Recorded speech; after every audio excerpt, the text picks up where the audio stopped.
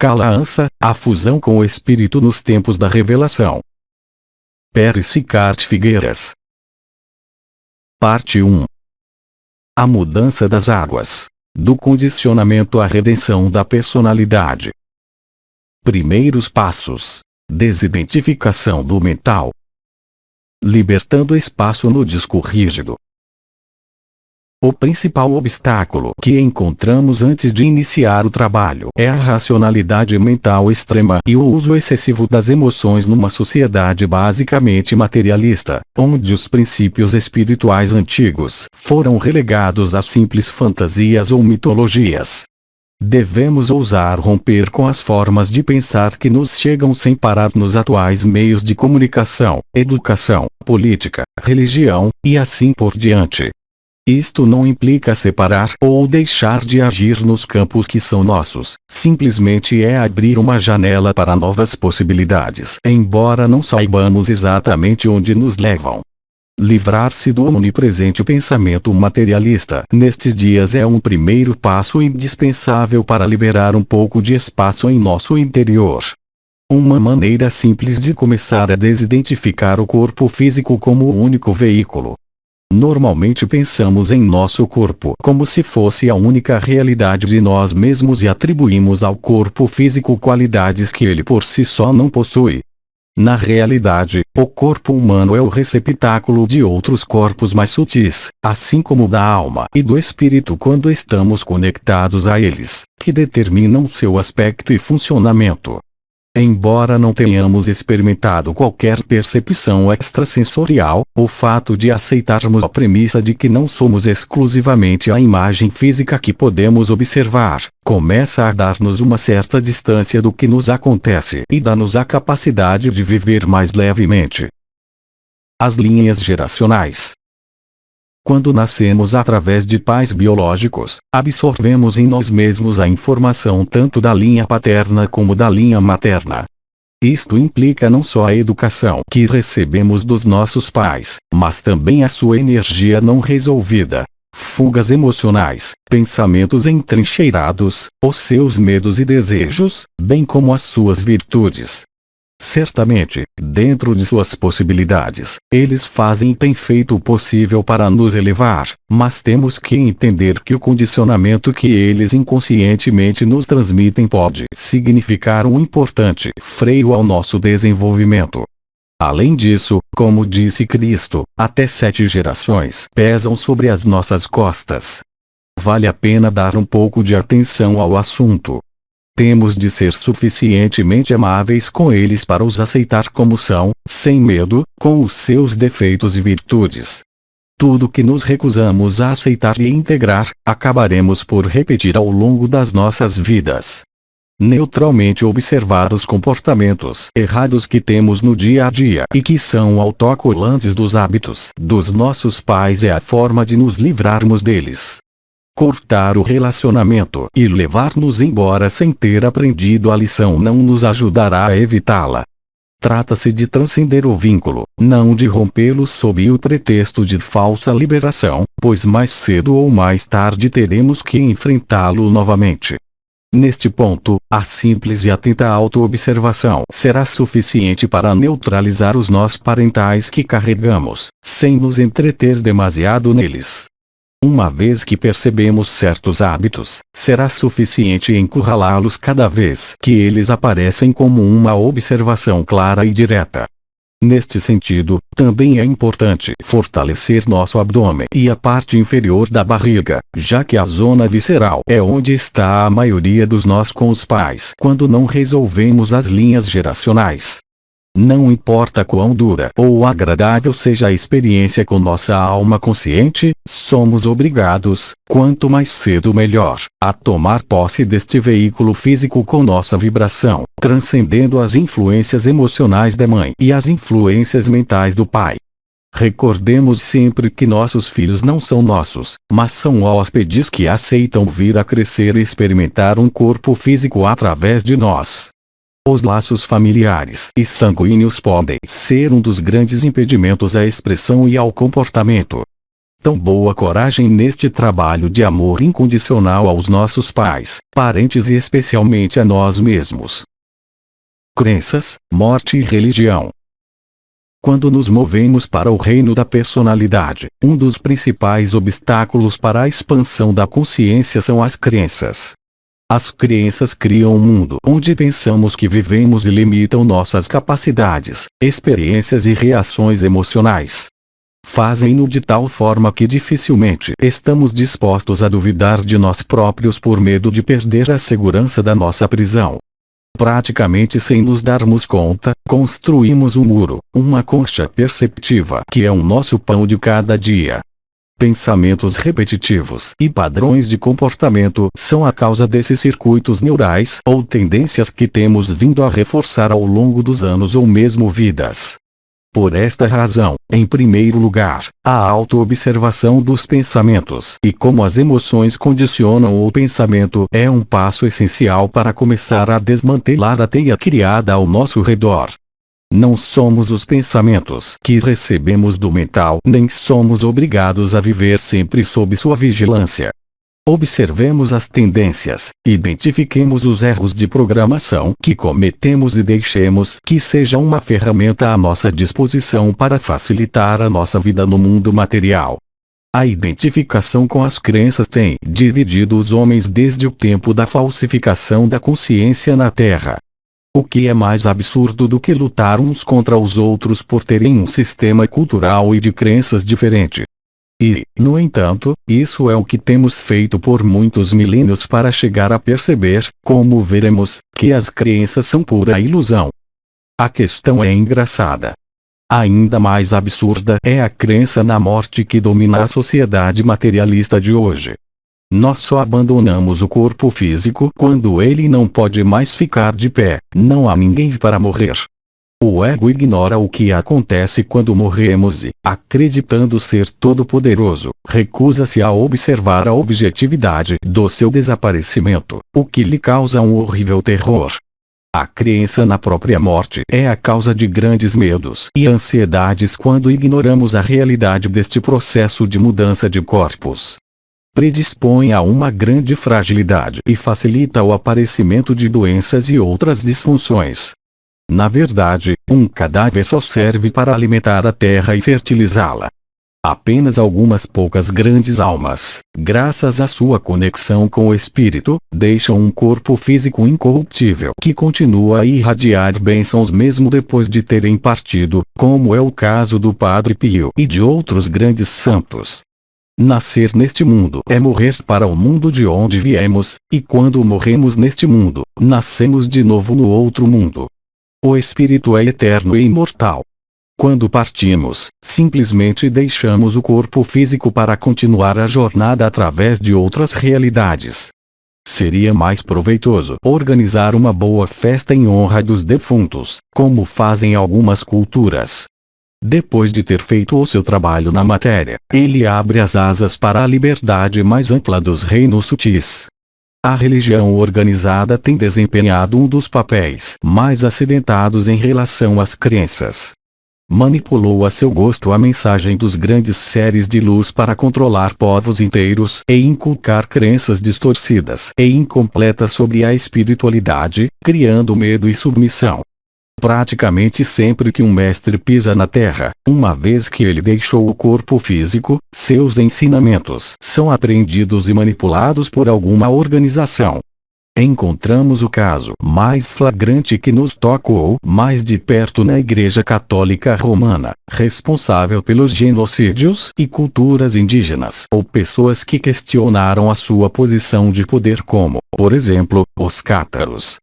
Esta igreja tem atuado desde seus primeiros concílios sob a energia que podemos nomear satânica, de poder, abuso e controle. Com exceção dos grandes santos que encarnaram nesta etapa, como Santa Teresa de Jesus, São João da Cruz, Teresa de Lisieux, Francisco de Assis ou Hildegard de Bingen, a sombra que o Vaticano estendeu sobre a Terra é muito grande, sendo incapaz de transmitir o verdadeiro Evangelho vivo de Cristo e o ensinamento de como ativar o corpo de glória.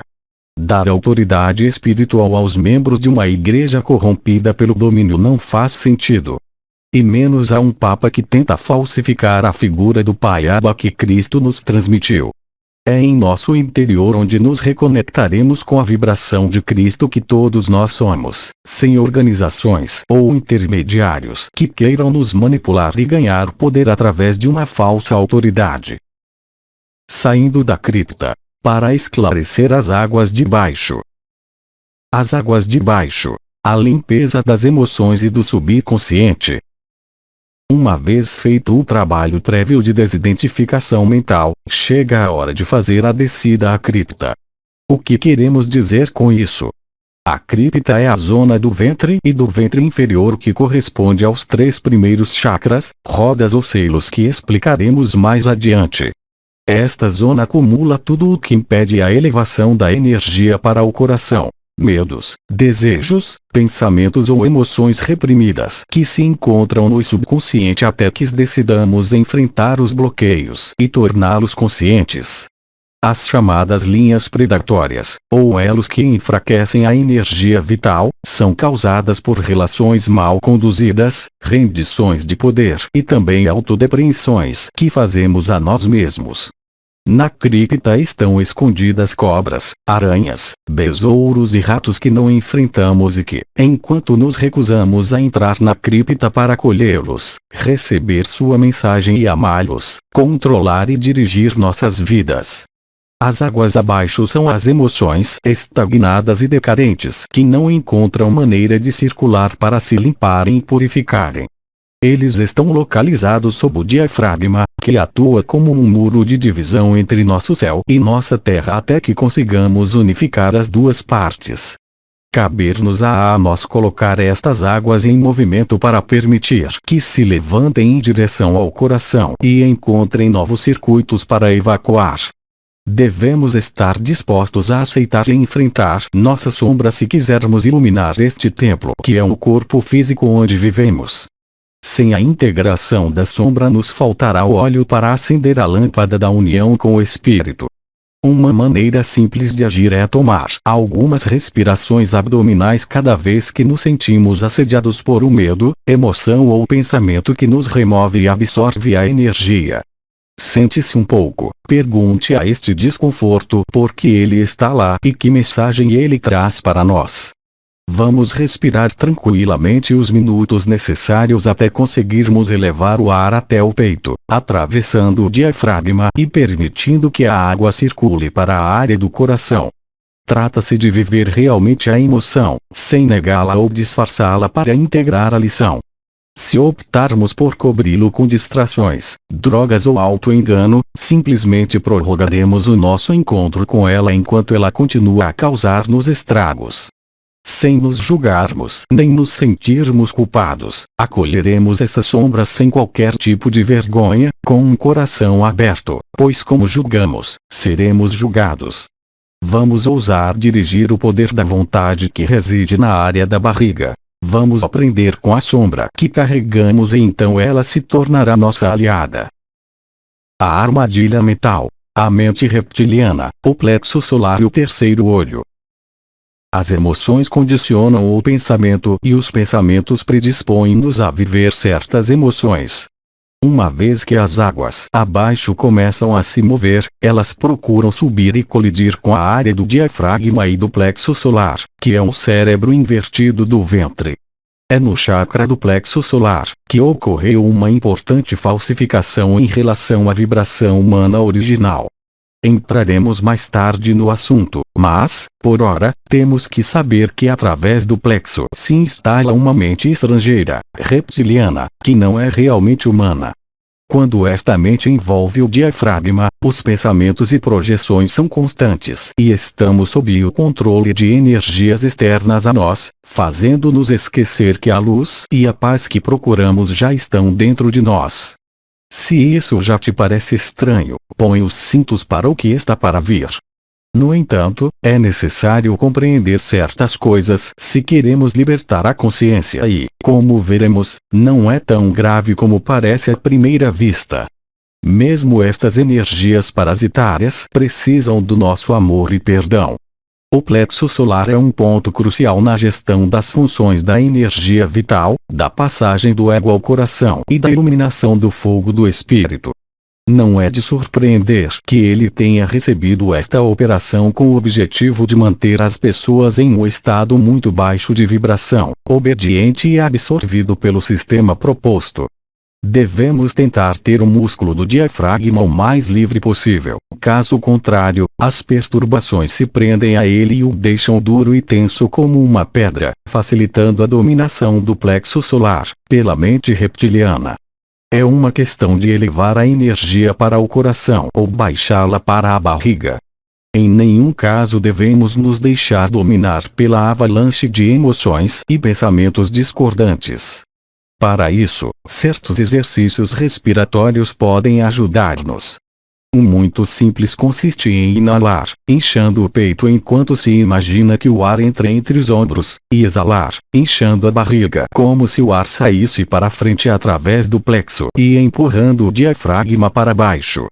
Com algumas repetições é possível esclarecer as energias discordantes que ficaram presas ao plexo solar, devido às interações com o exterior e também às nossas próprias falhas. Para terminar de enclausurar ainda mais as capacidades de acesso à consciência e à luz unitária, outra modificação importante foi feita no que conhecemos como o terceiro olho, o centro energético entre as sobrancelhas. O que era originalmente uma coroa ao redor da cabeça inteira foi reduzido a apenas 2 pontos, bons e maus, em nossa testa, estimulando projeções e visualizações duais dentro das esferas astrais e impedindo a ativação real do coração de fogo.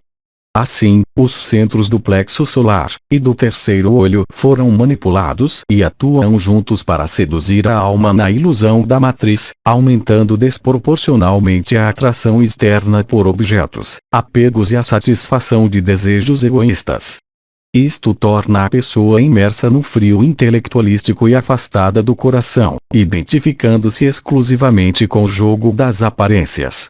Em outras palavras, devemos estar cientes de que existem forças de atração que nos levam a externalizar a consciência de forma desequilibrada, fazendo com que percamos a paz e a integridade interior. Neste momento, prestemos atenção ao que está acontecendo no plexo solar, e aprenderemos a curar este centro. Assim, pouco a pouco acalmaremos as águas de baixo, e começaremos a ventilar os ares da cripta. Gnosis.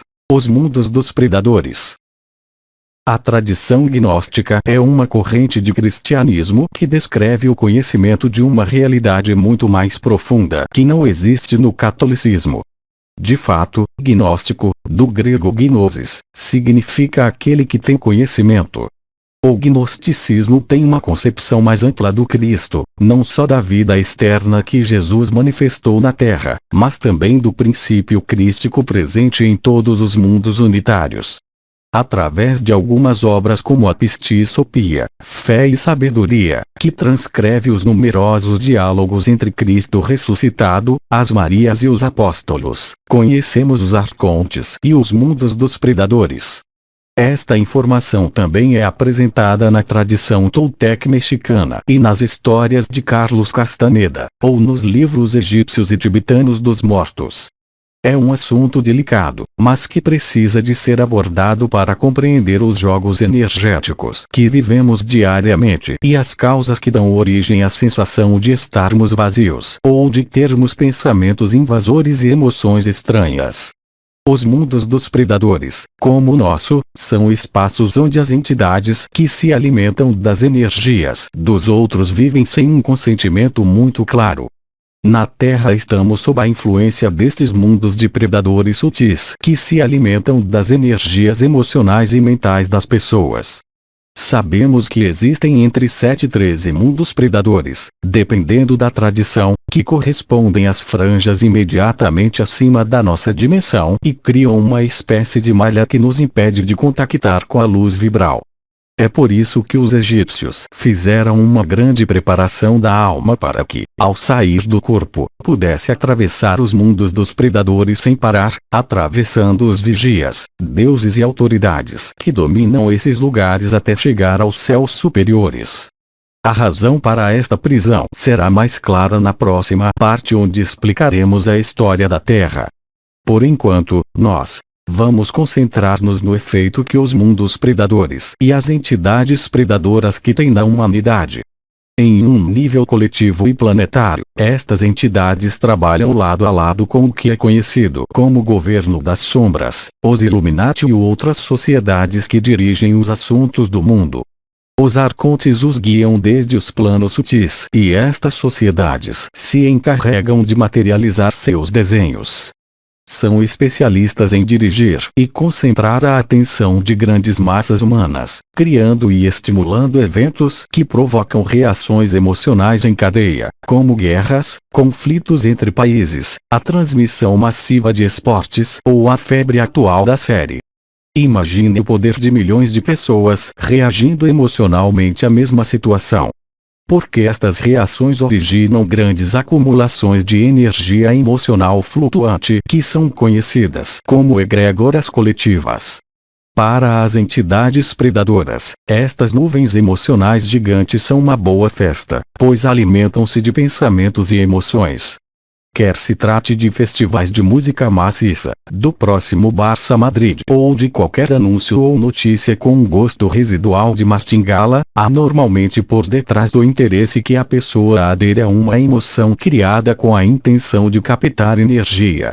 O posicionamento não é isolar-se do mundo ou deixar de ir ver um jogo de futebol ou o nosso cantor favorito, mas fazê-lo em plena consciência. Isto significa que tudo que chamamos a nossa atenção para o produto do nosso prazer, devemos ser capazes de manter a nossa integridade mental e emocional e não nos deixarmos desgastar pela entrega da nossa própria energia. Isso requer um grau de autoconhecimento que, infelizmente, a grande massa da população não possui, e se torna carne para canhão à medida que é varrida pela turbulência dessa intrusão perceptiva. Em nível individual, essas entidades se alimentam do medo, do sofrimento, das emoções caóticas e dos chamados pecados capitais. Gula, inveja, luxúria, raiva, ganância, etc. Assim como os humanos se alimentam de outros animais e seres vivos, eles fazem o mesmo com nossas emoções. É uma parte da cadeia alimentar que há muito que ignoramos. Temos vacas e galinhas, e eles têm uma quinta humana a nível planetário. Eles instigaram o ódio, o conflito e a guerra entre os povos para se alimentarem de vibrações baixas, exortando a humanidade a ver os inimigos em todo lado e a confrontarem-se uns com os outros. Deixaram a terra manchada de sangue. É neste sentido que o combate e a confrontação externa nunca trarão a paz. Quem vencer, os mesmos arcontes que se alimentam do medo e da guerra serão beneficiados ao se aproveitarem da ignorância e da boa fé do homem. Absorvem nossa energia quando damos poder pessoal a autoridades cuja origem e intenções não conhecemos. Falsos deuses, crenças e todo tipo de emoções que nos destroem e nos consomem por dentro.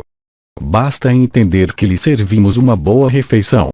Tudo isso levanta a questão óbvia de como podemos nos livrar da influência dos arcontes e parar de alimentá-los.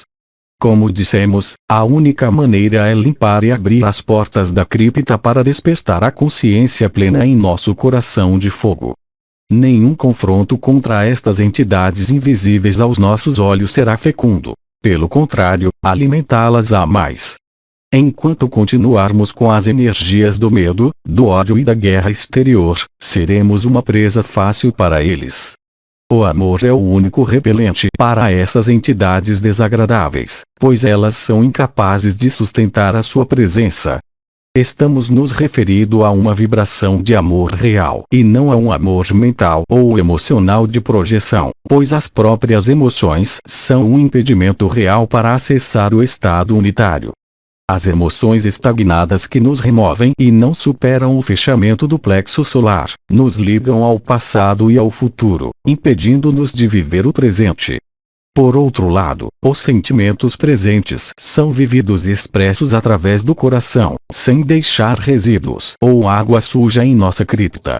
Portanto, o passo que devemos dar é subir acima dessas vibrações inferiores da quarta dimensão onde habitam os predadores sutis. A nossa é a terceira dimensão física, e alcançar o limiar da quinta dimensão onde começa a consciência crística. De que estamos à espera? A armadilha da nova era. O ego espiritual e os ensinamentos da alma. Por cerca de 150 anos os ensinamentos esotéricos das leis da alma foram propagados. Esta informação veio à luz do público em geral e tornou acessíveis conhecimentos antigos que anteriormente só estavam disponíveis para alguns. Por exemplo, um dos casos mais difundidos é encontrado na teosofia e nas mensagens dos mestres ascensos. O principal risco das leis da alma é que, se não forem explicadas corretamente e com uma boa perspectiva, podem levar-nos a estagnar nos mundos astrais, em vez de rumar à fusão com o espírito. Os mundos astrais são uma projeção como a do mundo físico em que vivemos. Lá nos encontramos em um estado de aprendizagem dual da alma pertencente à quarta dimensão. No astral todos os pensamentos e emoções são ampliados e temos a oportunidade de resolver e enfrentar diretamente nossos medos e desejos. Portanto, não devemos confundir os estados do astral, intermediário e dual da alma com os mundos unitários da quinta dimensão para cima. Da mesma forma, temos que aprender a diferenciar entre a abertura do coração crístico e a abertura do terceiro olho, promulgada pelos ensinamentos da alma. A espiritualidade do terceiro olho nos leva aos mundos duais da quarta dimensão e a espiritualidade luciferiana foi nomeada porque não leva à abertura do coração. Estes ensinamentos têm colocado uma ênfase importante no conhecimento exterior das leis da alma, mas não na liberdade do espírito.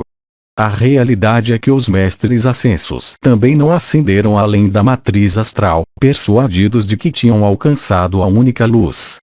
Eles se estabeleceram no topo da quarta dimensão em mundos idílicos, que são fruto da projeção desses mesmos seres, funcionando com certa autarquia e sem participação nas esferas multidimensionais.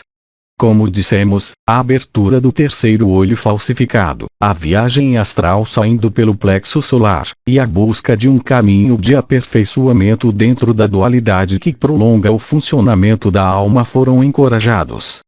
Nos últimos anos temos visto um aumento considerável de seguidores desta espiritualidade New Age, de amor à plasticina, que se espalhou como uma epidemia. Terapias, técnicas, regressões infinitas para resolver o karma e para não mencionar a suposta vinda de Maitreya, o Sanat Kumara e uma hierarquia de luz totalmente falsificada, conhecida como a Loja Negra, que deixou mais de uma impro.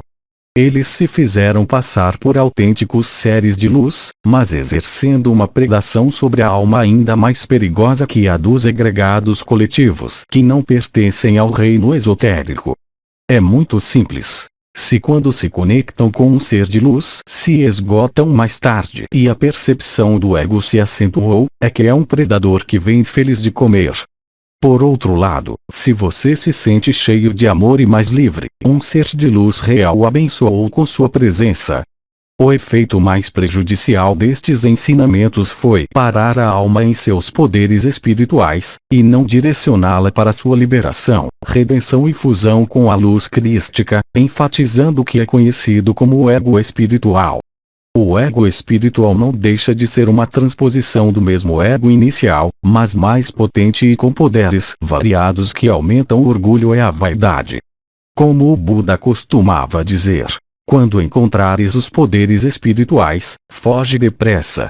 Indicando-nos para subir mais alto para que a alma se funda com o espírito. Se formos chamados a usá-los e compartilhá-los, isso irá além de nossas intenções pessoais. É preciso ser muito simples e humilde para receber esses dons e usá-los de forma totalmente desinteressada. Desta forma, alguns ensinamentos mal transmitidos da alma fazem com que as pessoas adiram às leis do karma, à espiritualidade dual e à crença na reencarnação, a fim de melhorar e um dia serem iluminadas. Não é isso que se diz nas escolas espirituais autonomeadas? O que vamos descobrir é que as leis do karma, ação-reação, foram impostas pelos arcontes e falsos deuses, forçando a alma a reencarnar repetidamente para saldar suas dívidas e o dia ser cumprida. A realidade é que já somos perfeitos sementes de estrelas. E felizmente, como veremos, este jogo acabou. Um dos grandes exemplos da rejeição desses ensinamentos foi Jiddu Krishnamurti. Quando criança, ele foi adotado pelos teosofistas, que viram a sua luz e foram educados e preparados para ser o novo instrutor e mestre do mundo. No mesmo dia em que foi proclamado líder da Ordem da Estrela, fez um discurso anunciando que dissolveu a ordem e que se desligou da sociedade teosófica. Ele declarou que a verdade é uma terra sem estradas e que, estando viva, não pode ser organizada. A partir daquele momento, ele se dedicou humildemente a partilhar conversas em todo o mundo sobre como libertar-se do condicionamento e chegar ao outro lado do rio que não conhecemos. Um grande exemplo. Obrigado, Krishnaji. Aprisionamento eletromagnético, tecnologia e natureza.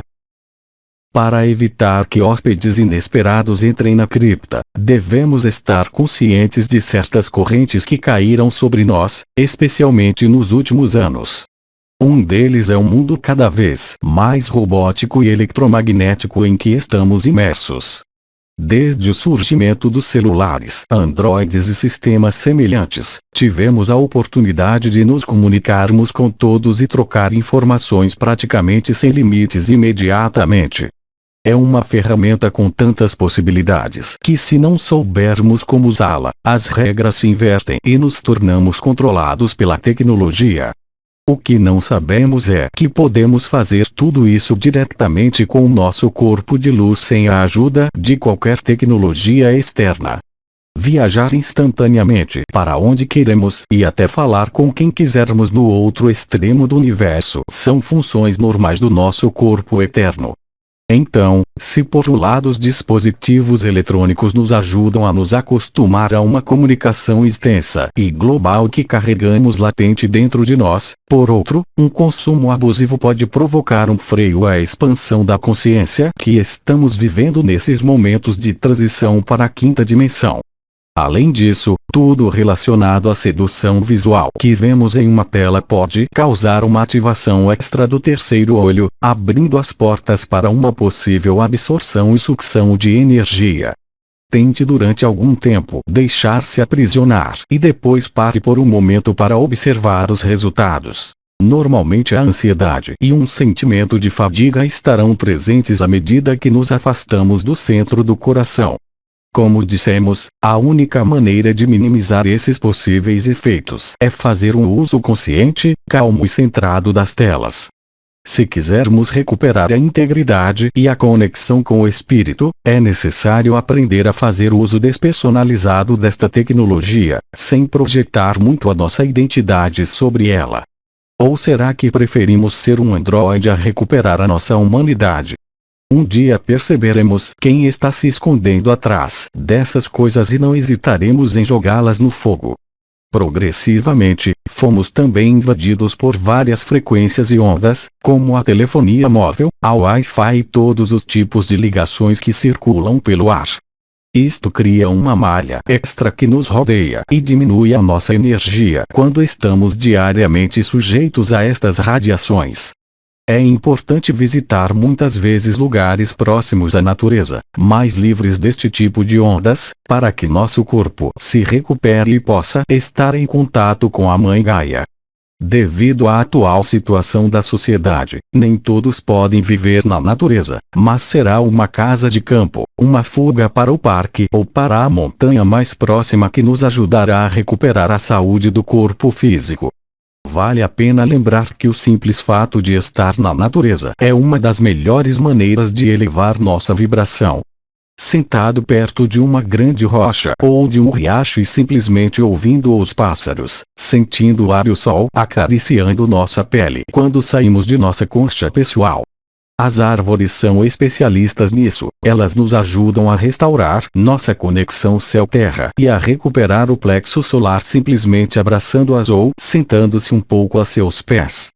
Também podemos encontrar a presença engraçada de gnomos, fadas, elfos e até dragões em diferentes lugares.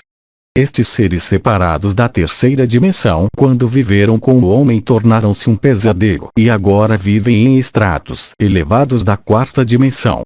Desempenham um papel importante em ajudar a humanidade a alcançar os umbrais da quinta dimensão, por isso não tenham medo de os contactar. São muitas vezes um mar de simpáticos e brincalhões, embora os dragões possam ser um pouco mais surpreendentes e inflamados. Nestes casos, trata-se de dragões guardiões de certos lugares ou elementos e eles ficarão felizes por nos cumprimentar e partilhar o seu fogo conosco. Sim, há muitos dragões marinhos encantadores. Para terminar de tomar consciência e sair da cripta, devemos ver claramente o modelo satânico de sucesso e vanglória pessoal que domina grande parte da sociedade.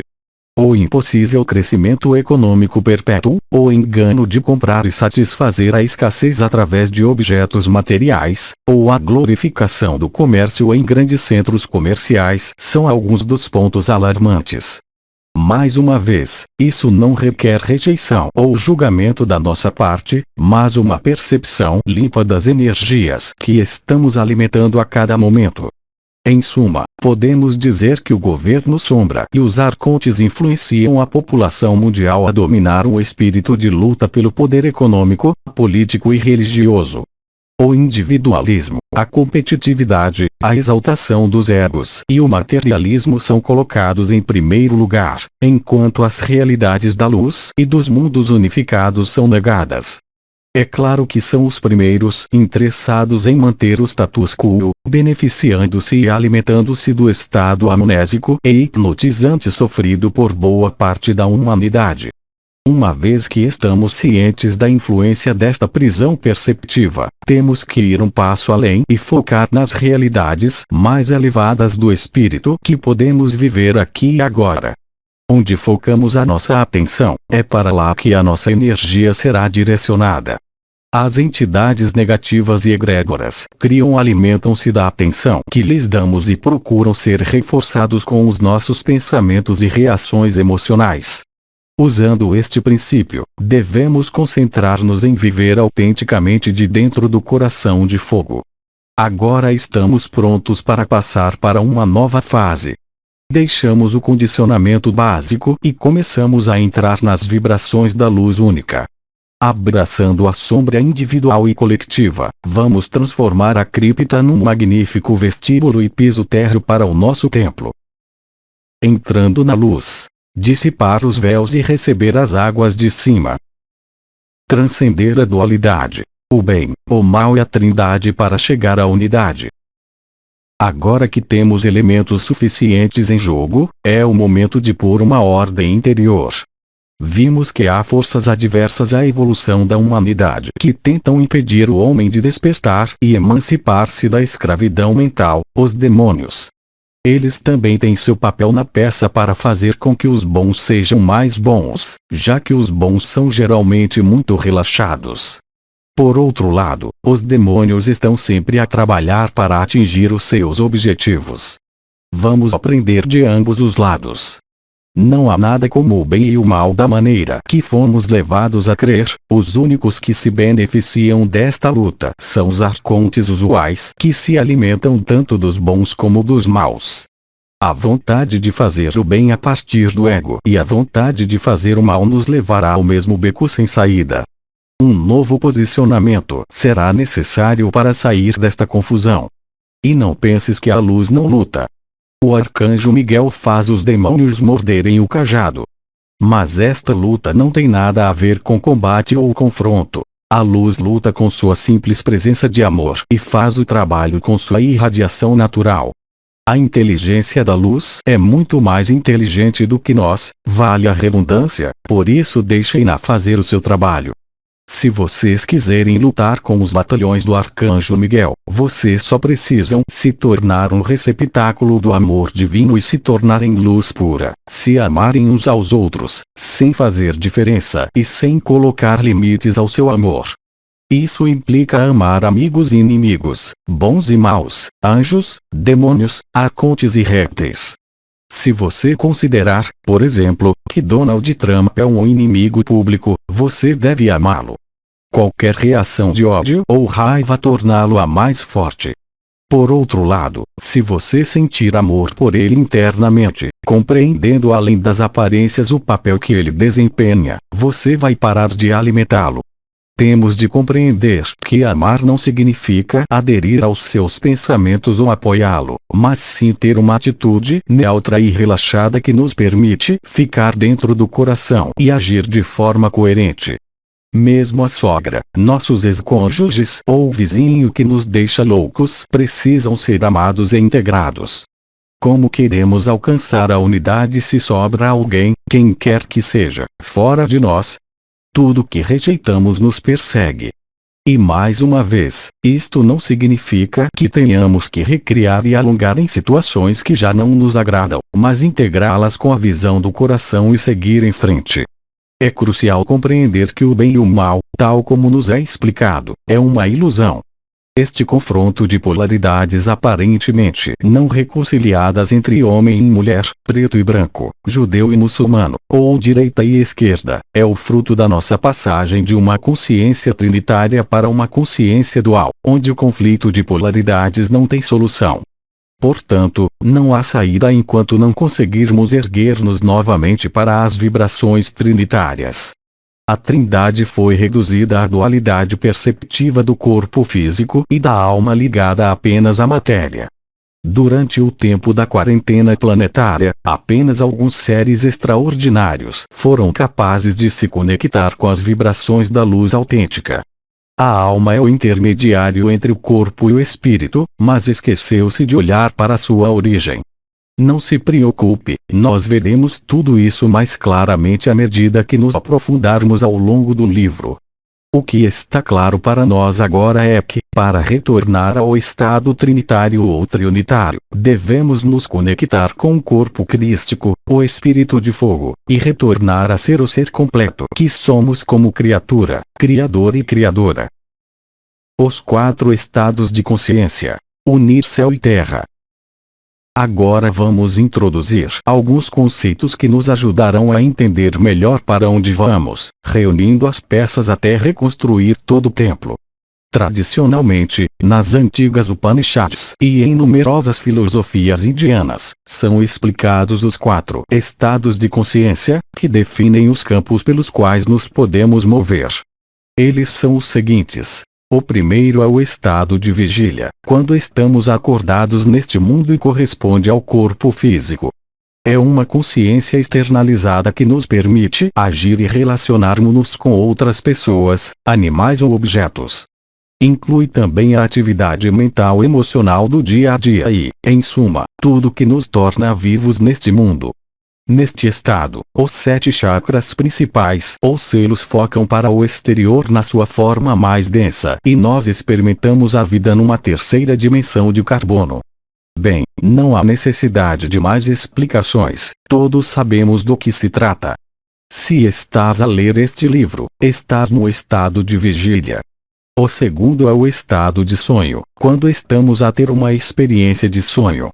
É uma consciência interiorizada onde os 7 chakras se concentram em uma natureza mais sutil, a dos mundos astral ou de projeção. Corresponde ao corpo astral ou corpo de desejo e com ele podemos viver diferentes tipos de sonhos, que dependem do nosso estado de vibração. Não tem segredo, todos o fazemos todas as noites. Das projeções onde vivemos os nossos medos e desejos aos sonhos conscientes onde visitamos lugares e interagimos com outros seres dos mundos astrais. O mundo dos sonhos é tão real como o mundo da vigília e permite-nos avançar muito mais rapidamente na aprendizagem da alma. Se você está lendo este livro em um sonho é que você está no estado de sonho. Sim, há também a versão de sonho de livro.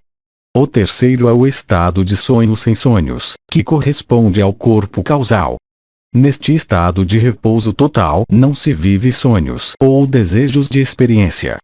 Os 7 chakras não focam nem externa nem internamente.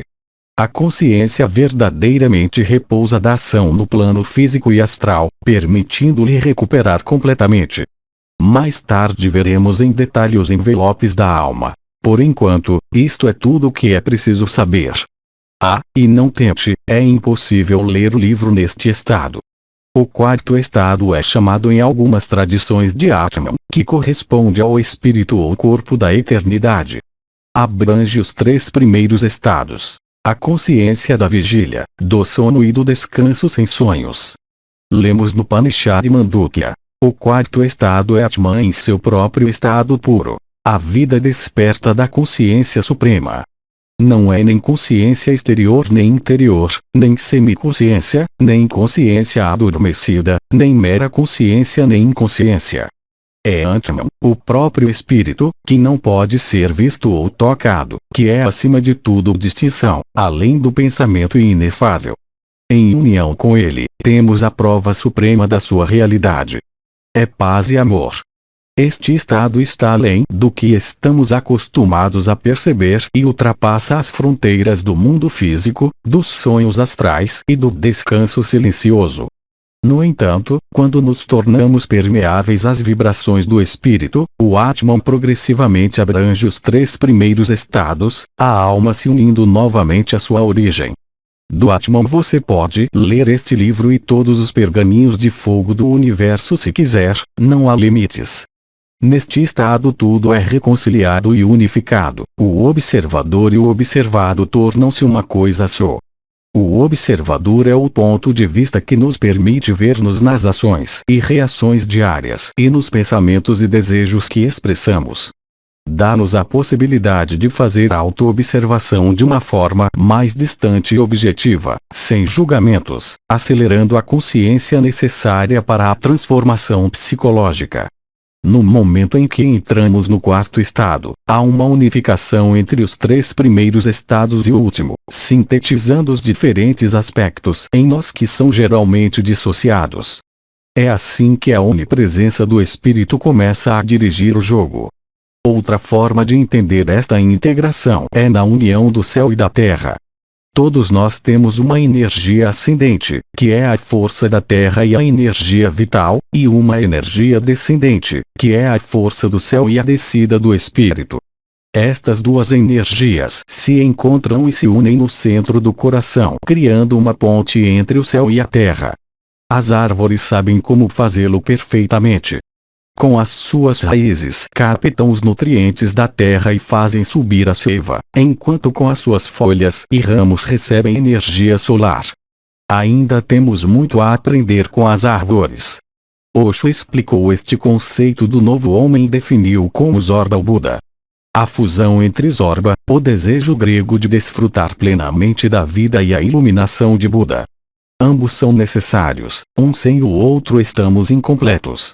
Zorba, sem uma mente desperta e conectado à luz, pode ser perdido no mundo dos sentidos. Enquanto o retiro do Buda iluminado pode nos fazer rejeitar a vida física e ignorar os presentes que ele nos oferece. Viver cada aspecto em plena consciência é como vamos sair de toda a separação. Então entenderemos que a vida sagrada está em toda parte quando há um coração puro que dança e canta com o coração da Mãe Gaia. Isto é o que estamos experimentando hoje de uma forma facilitada, a descida coletiva do espírito e a fusão do céu e da terra. Da ação-reação à ação da graça. Os 3 caminhos do yoga e da experiência. Vivemos num mundo de ações e reações, de causalidades e não de coincidências. Todas as causas têm origem no corpo causal, o corpo mais elevado da alma, como veremos mais adiante. Nada do que acontece em nossa vida é fruto do acaso, mas responde à chamada lei de causa e efeito. Seja uma doença ou um acidente, um amigo que encontramos depois de muitos anos, ou as relações afetivas e de casal que temos, tudo tem uma causa concreta para se materializar. Somos os criadores da nossa realidade, pelo menos na forma como a vivemos e interpretamos. Por ignorância ou negligência, não temos tido consciência de uma boa parte das energias e causas que colocamos em movimento. Então gritamos ao céu quando nos aconteceram coisas desagradáveis e não compreendemos as razões ou atribuímos a boa sorte às coisas agradáveis que nos aconteceram. Em tudo o que nos acontece, as causas são tanto internas como externas e, como dissemos, vêm do plano causal. O que é conhecido como a lei do karma nada mais é do que a acumulação ao longo do tempo linear de múltiplas ações e reações, de causas e efeitos. Por exemplo, se você me odiou e me matou nesta vida, no próximo terá que ser pai e aprender a me amar. Este é o funcionamento desta lei que hoje é vivida em velocidades máximas. Chamam-lhe karma instantâneo.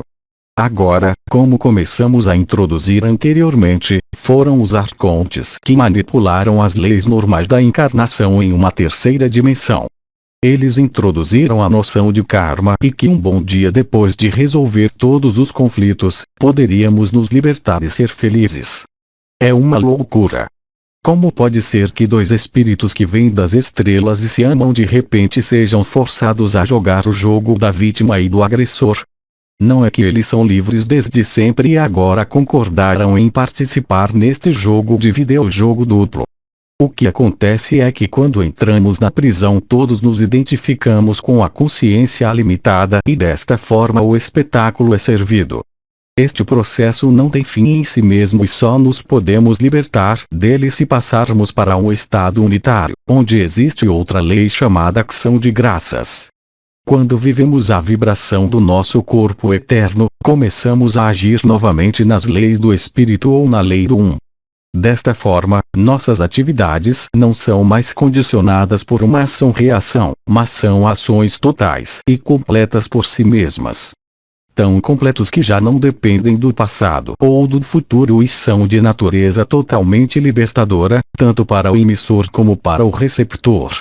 Uma vez que, pela sombra da selva, vemos novamente o sol, estamos abertos a uma nova dimensão até agora desconhecida, as bênçãos e graças do Espírito.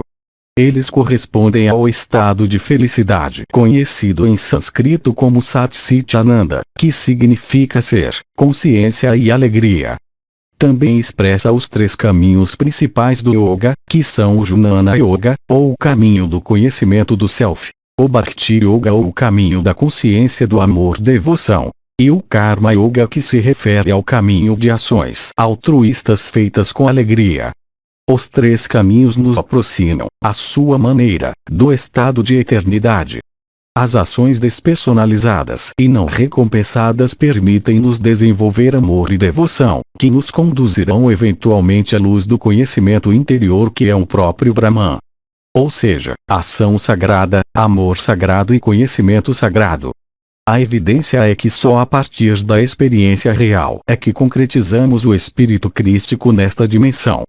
De uma ação, amor e conhecimento baseados na própria experiência e não simplesmente baseados na leitura de livros ou no cultivo da mente conceitual.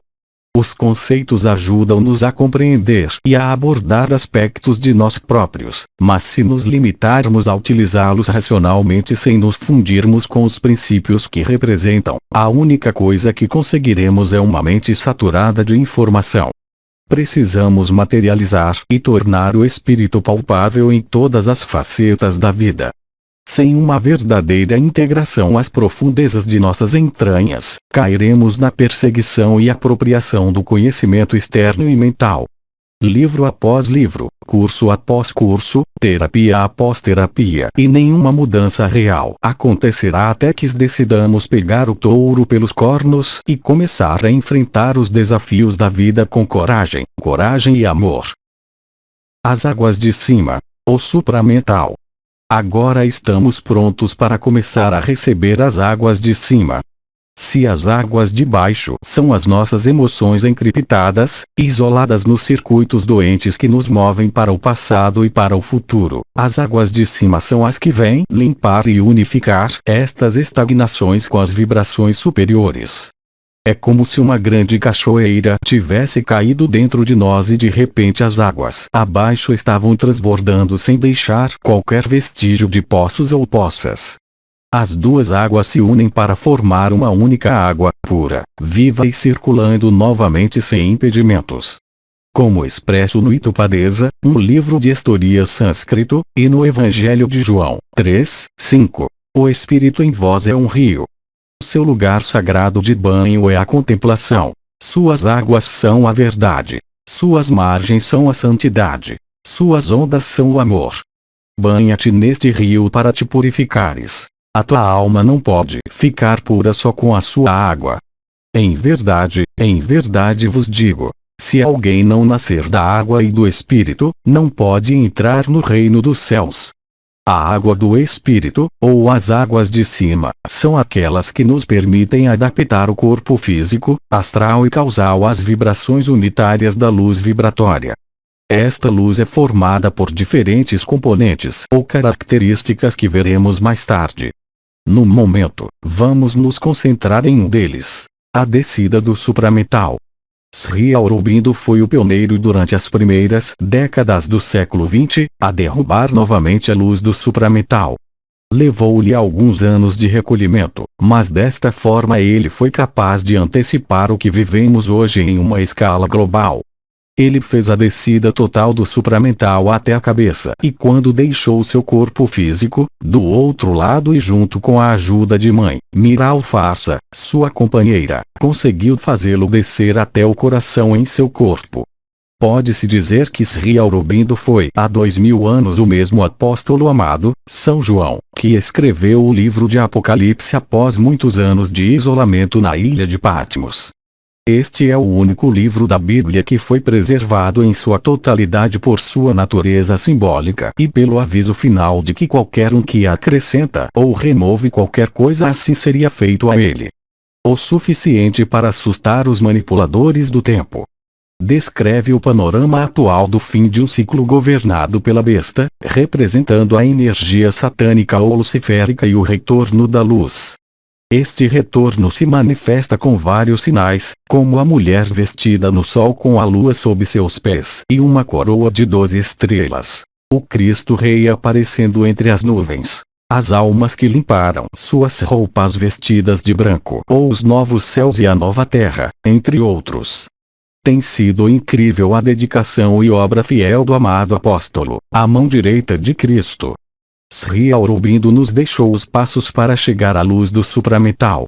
Primeiro é crucial que tenhamos feito o trabalho das águas abaixo, acalmando a mente e as emoções para entrar gradualmente no estado de presença, silêncio e descanso.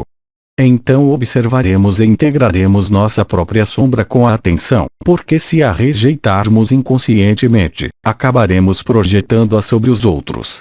Esta é a frase que Cristo diz no Evangelho segundo Mateus 7. Não julgueis, e não sereis julgados.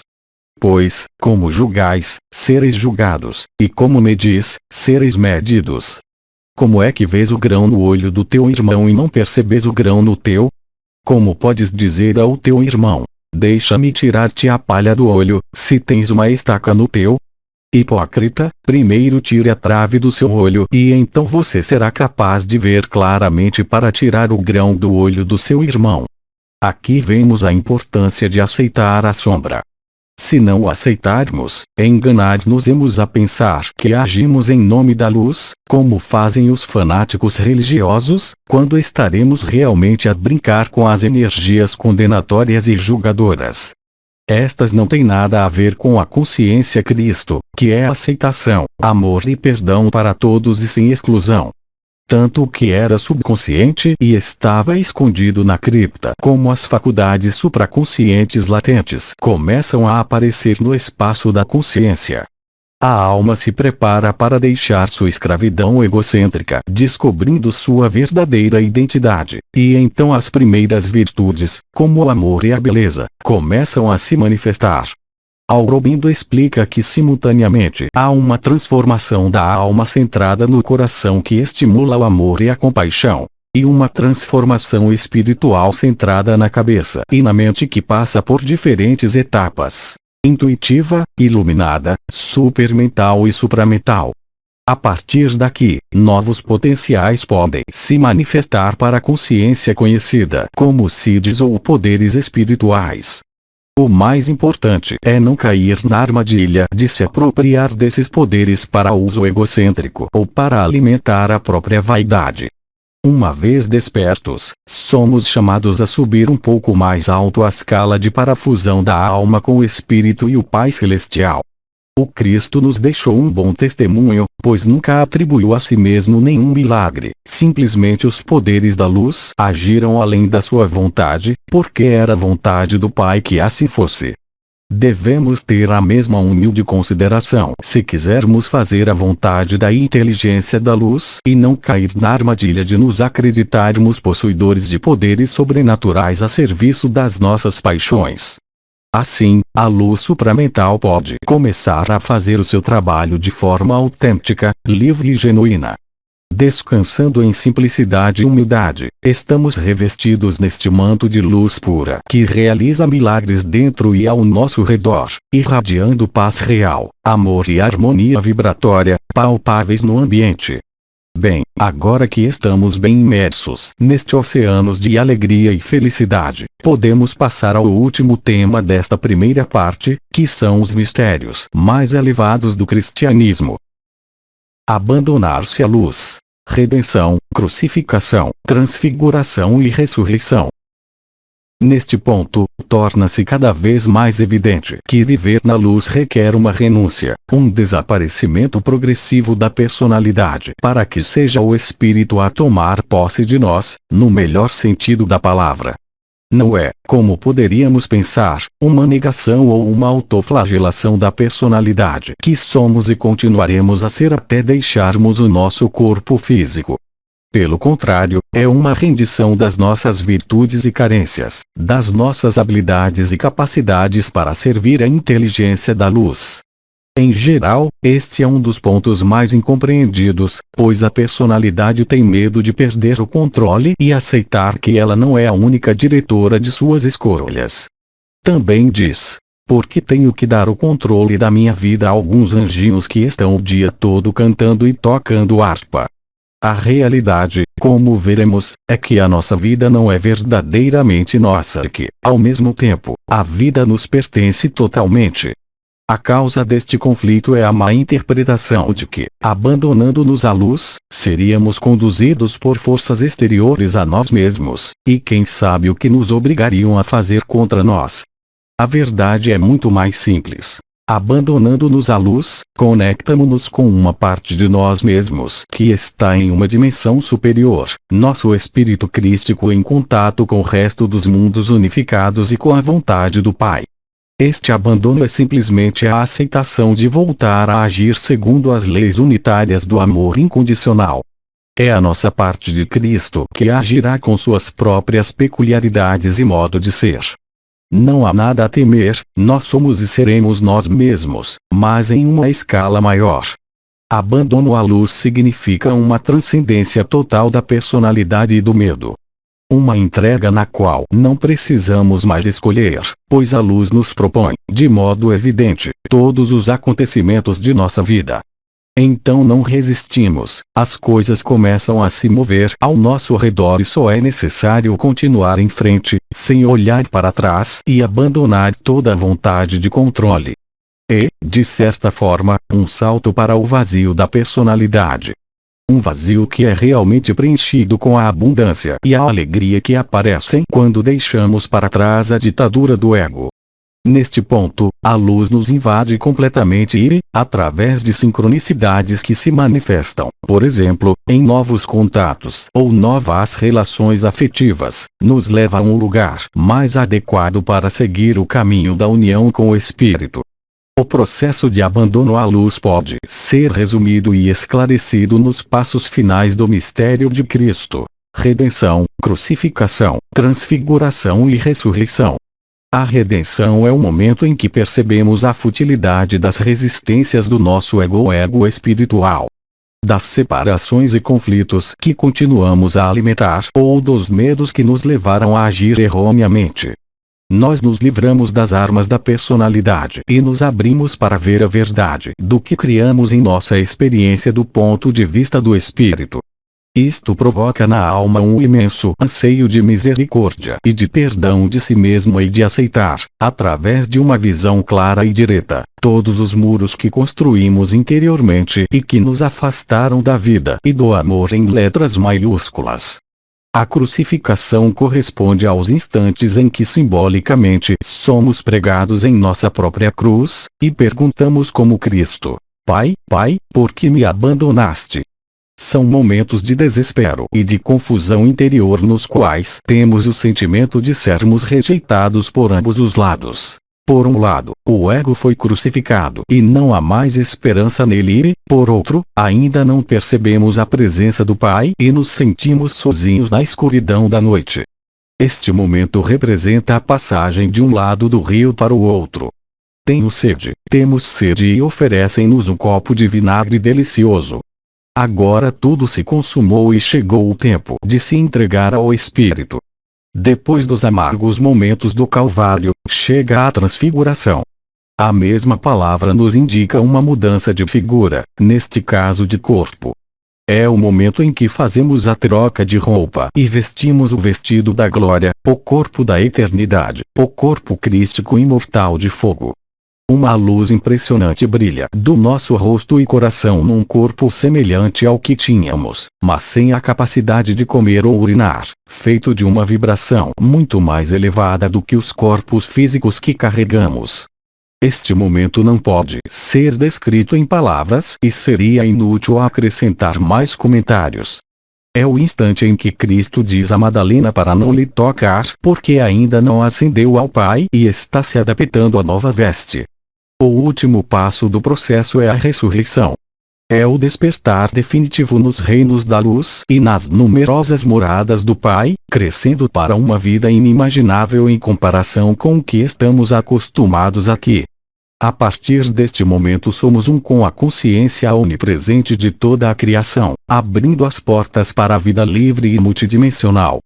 Participamos na glória do Pai juntamente com os arcanjos, as diferentes ordens de luz e descobrimos a vida com a nossa família estelar, de onde quer que venham as nossas origens galácticas. Incrível, não é? Porque nestes dias vivemos, boa parte da humanidade é chamada a viver coletivamente o processo de transfiguração. Este é o verdadeiro significado do retorno da consciência de Cristo em nossa amada Gaia. Aqui está a primeira parte onde nós esboçamos o caminho que começa nas águas de baixo para a ressurreição em luz. Agora vamos nos dedicar a especificar e aprofundar alguns dos temas que introduzimos neste caminho.